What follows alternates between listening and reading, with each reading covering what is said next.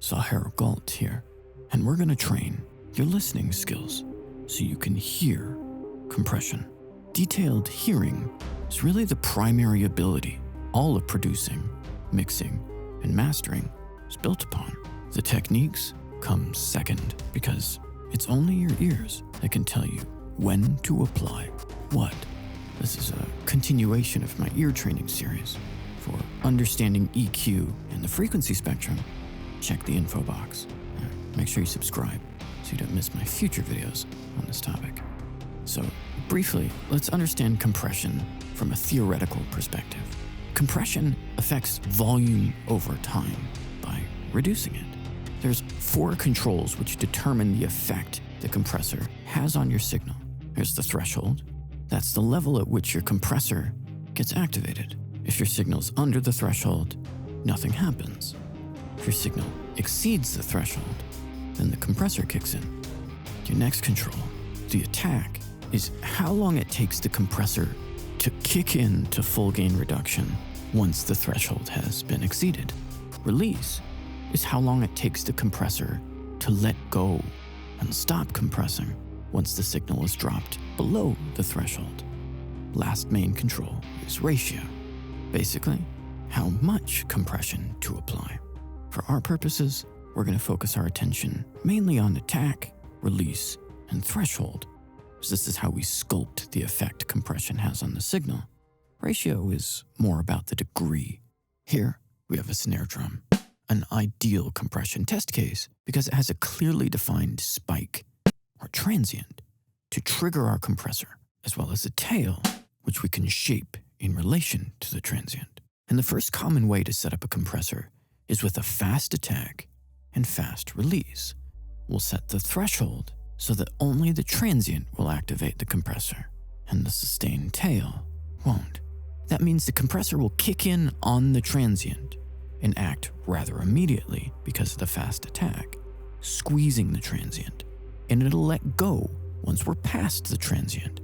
It'll do this quickly because of the fast release, leaving the tail alone. With a fast attack and fast release, the compressor will only act on the transient, decreasing it. Now listen to the original signal. And now compressed. Now back to back several times. In the original uncompressed signal, the transient is louder. You'll hear it as this burst of energy poking through. The compressed signal, with its lowered transient, sounds more compact, and you hear the sustain more prominently, because in relation to the attack, it's louder. Once more back to back, listening for those differences.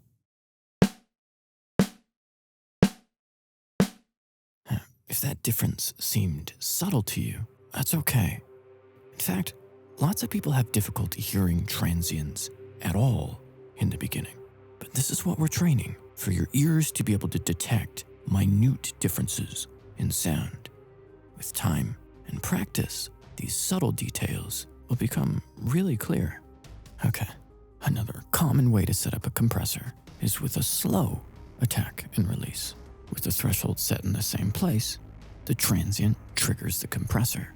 But with the slow attack, the compressor won't fully kick in until we're past the transient. So it starts squeezing afterwards, making the tail quieter. Now, while the level of the tail is below the threshold, allowing the compressor to enter its release phase, we've set a slow release, meaning the compressor will go on squeezing throughout the tail and won't fully let up until we're past it. So with a slow attack and slow release, the transient is left alone and the tail gets compressed, making the transient sound exaggerated in relation to it. And again, here's our uncompressed snare and compressed with a slow attack, slow release. Back to back. And so we're hearing the effect of bringing out the transient rather than decreasing it.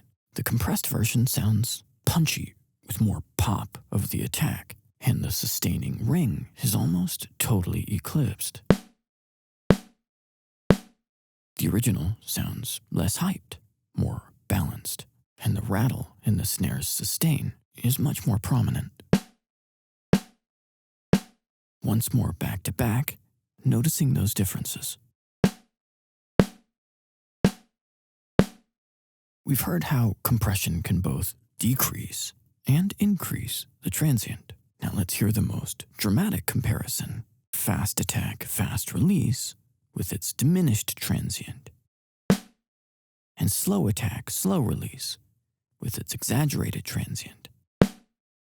And back to back.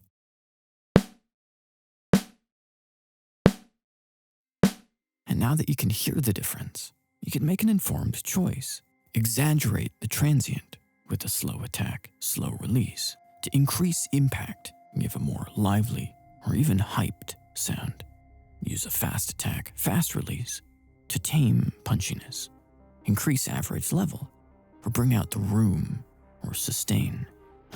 Up until this point, we've been hearing the compression separate components of the sound within a single hit. Of course, you can also use compression to act on the entire hit. You might do this to smooth out the differences between several subsequent hits, normalizing volume.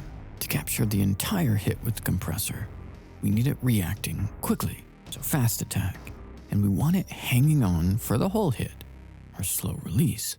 So here we have snare hits of varying volumes.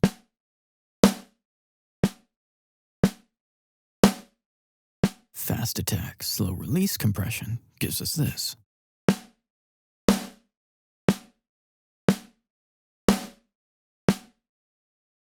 In the original, you can hear each hit is a different loudness. In the compressed version, all of the hits are more or less the same volume. So what we're hearing is the timbral variation between hits. You hit a snare drum harder, it does get louder, but it also changes its tone. Listen for that.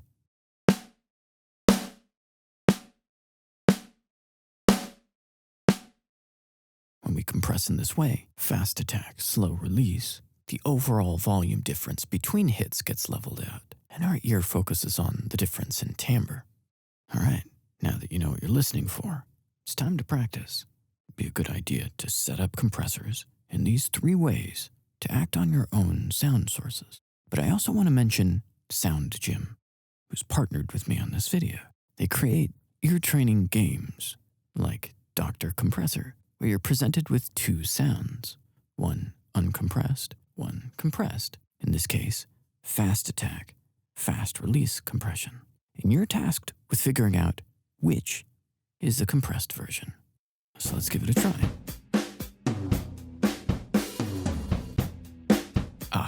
More lively, as the transient's poking through. This one has smoother attacks. It sounds more roomy by comparison. That's the compressed one. It's easy when you know what you're listening for. And this kind of test, then check, is one of the best ways to train. It ensures you're really using your ears, making decisions based on sound, rather than relying on practical knowledge, visual cues, or heavy-handed presets, all of which are easy habits to get into, but ultimately self-limiting ones.